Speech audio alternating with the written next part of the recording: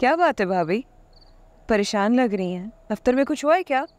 वहाँ तो रोज ही कुछ ना कुछ होता है। ये नंबर्स हिंसे उलझा देते हैं, सर चकराने लगता है मेरा तो, समझ ही नहीं आता। सही कह रही हैं, हम घरेलू औरतों को कहाँ पता ये गोरख धंधों का, कारोबार का। समझती थी सब जैसा है वैसे ही चलता रहेगा।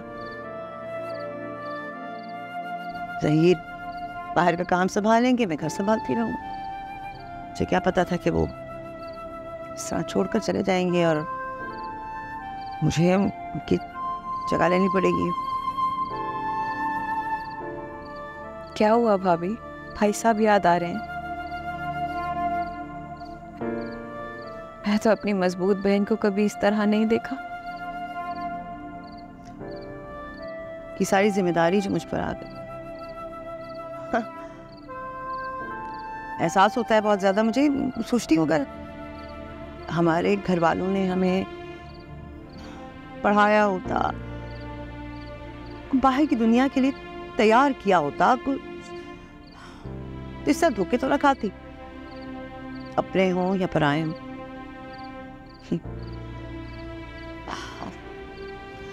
हबीब हबीब हो या मैनेजर ऑफिस का, सब कुछ नजर आता है मुझे साफ साफ, लेकिन सबूत पकड़ नहीं पाती मैं।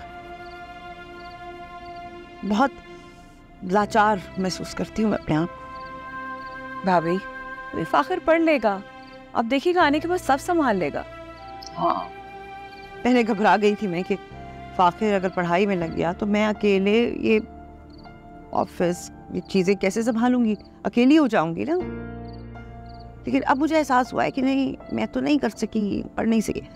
फाखिर का पढ़ना बहुत जरूरी है, वरना वो भी नहीं कर सकेगा।